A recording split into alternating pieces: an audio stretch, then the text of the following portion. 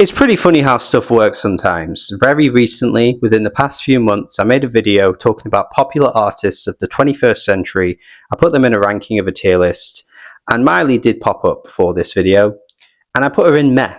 And I had not very nice things to say about her. I didn't think her discography was very impressive. I didn't think she really offered anything that unique to the world of pop music in today's day and age. Compared to her contemporaries, I didn't really have a great deal of positives to say. And here we are, fast forwarding a few months, and well, you got to eat your words. You've got to hold your hands up. You got to say, sorry, Miley, I was not familiar with your game.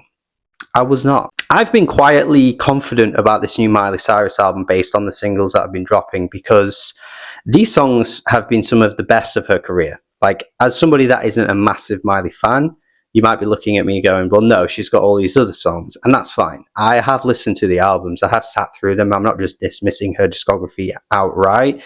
I've just never been that big of a fan, but genuinely, Something Beautiful was just wow. Like, holy moly, she's really going for something totally new, and I am just super, super intrigued as to where she's going to take this album. And here it is, and honestly, it is pretty damn great. I've been listening to this quite a lot this week.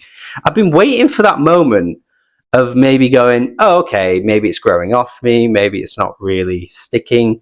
I don't know. Just a part of me was just doubting her for some reason, and I shouldn't have been doing it. Like, I shouldn't have been doing it. This album has continually grown on me with each listen and is genuinely one of the best albums this year. Like, seriously, it is. I'm speaking like this because I know there'll be some naysayers in the comments thinking, why is he talking about another pop starlet, girly, popular artist in such a positive way?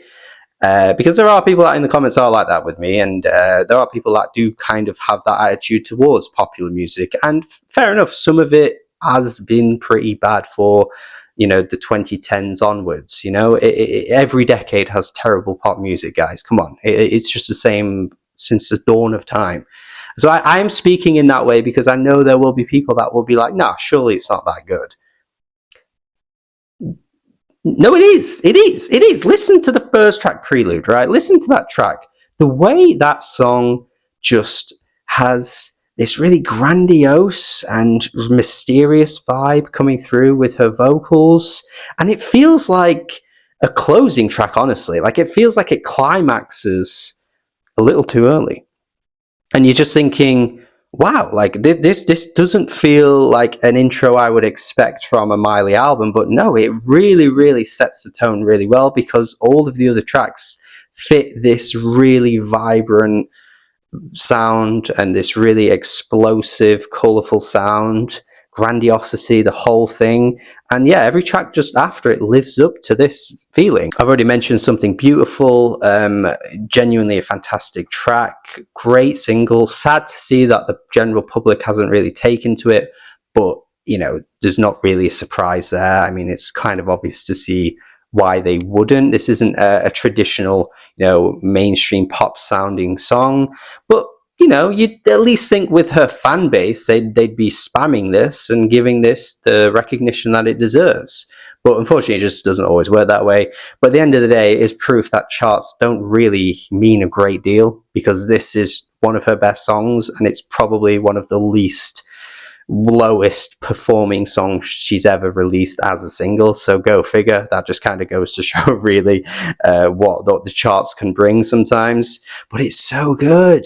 It's got this really like swish, swaying, like jazzy, like vocal performance in the verses. It sounds so smoky. She sounds great as well. Has she been doing some vocal training? Genuinely, like a genuine question. Because she sounds a lot different. That like nasal tone, which some of the ballads on this album have lost as well. Like some of her other tracks from previous albums where she goes for a bit more of a ballad sound, there's just this like nasal quality to her voice, and it's always just been slightly off-putting. That's just gone. I don't know how, but she's clearly done something between albums for that to disappear, because she sounds more cleaner, she sounds pristine, she sounds great. More to Lose kind of fits that description as well. Like, again, it kind of goes for a typical Miley ballady type thing. Also reminds me of some Lady Gaga type stuff as well. But that vocal quality is just shifted, and it works a lot better. But yeah, the verses of Something Beautiful sound really great. And then out of nowhere, this like completely just interrupts the song, and the chorus takes a way different direction to what you'd expect. The crescendo later in the track as well, where it's like la di da da, it sounds fantastic, it sounds epic in the best possible way. And yeah, those like explosive interruptions are just like, what are we doing here? This sounds so out of nowhere. It reminds me a lot of, actually, and this is a very niche specific reference, but if you are somebody that grew up in a poor area in England like me, you might know this, but there used to be like these old buses. Hear me out here, guys, hear me out. In the early 2000s, before like buses got revamped and they transitioned into the more like modern buses that you see now, there used to be this old like brown bus. I don't know what company it was, right? But every time it like the engine started or it moved or it just like, I don't even friggin' know, it just did this sound. It was horrible, man. But these buses, these were horrible, horrible buses. But thank God they don't exist anymore. But that sound sounds like those old buses, in a good way somehow. End of the World, the other single from this album, which performed a little bit better, which you can see why. It has a bit more of a glossy sound to it. It has a really simple chorus, which I thought could grow off me. But again, I keep proving myself completely wrong with each listen, where this track actually is, if anything, growing on me a little bit. It's got this kind of nice 80s coming of age sound, which I really like. It's more of the simple sounding song on the album, or simple sounding song, but yeah, it just works really well. You've also got tracks like Easy Lover, which go for this kind of like rocky sound, which I think is fantastic. Not really a sound that's completely apparent on every track, but when it comes up, I think it's working really well for her. And kind of, again, I keep mentioning like past Miley albums, and maybe I should stop doing that really in this review, but just for a comparison's sake, like when she has done more rock stuff in the past, I've always felt it sounded a little forced. It never really sounded that great to me. Plastic Hearts, a good example of that.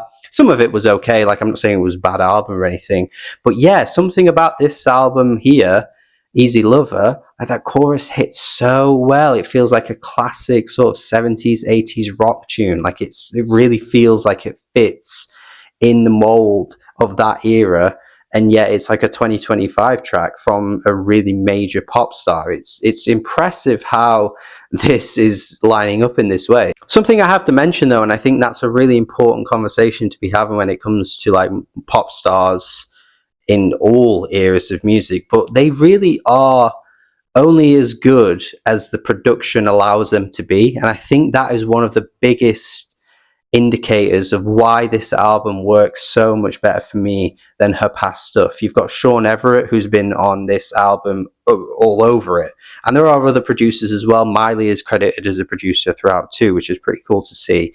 But yeah, when you look at his past work, and you look at the artists he's worked with, and you look at the albums he's worked on, you know, you've got Perfume Genius, you've got Big Thief, you've got some Bon Iver in there, you've got some Beyonce in there.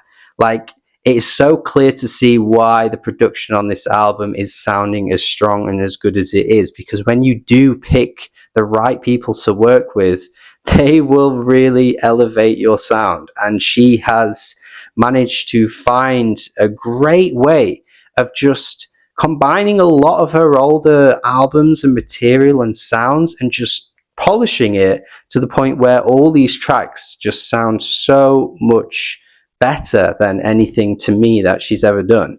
And you've got to hand that as well to the production team, which will get very underrated by pop stands and pop conversations, because they're all about the star that fronts the show, which obviously is a major part to it. But you can clearly see the difference in sound quality just by the fact of having this really impressive producer on a lot of these songs as well. Golden Burning Sun, a great example of that. The production sounds excellent there. Walk of Fame, another track too, which has the Alabama Shake singer Brittany Howard, who Sean Everett's also worked with in the past too, on their Sound and Colour album, which I think is a great and underrated album too.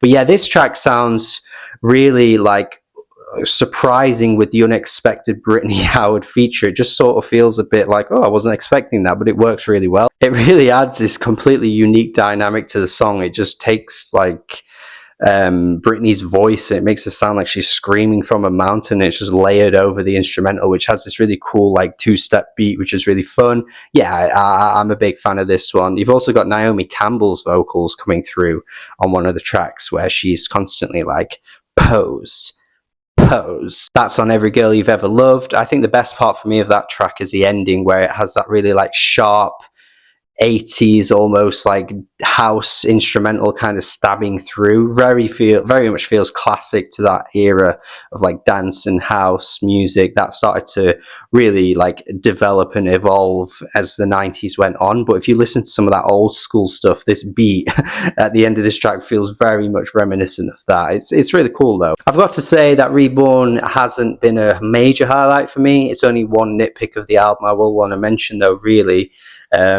It just doesn't really work for me vocally on the chorus. I don't think the song is particularly bad. I just feel like her vocals come in on that chorus and something just doesn't quite click for me. But Give Me Love is a beautiful closer. That's another thing as well. Like, beautiful is a very obvious word to use, but so many of these tracks have like these beautiful textures and beautiful arrangements and beautiful vocal performances as well. You've got to hand it to Miley. She sounds better than she ever has before.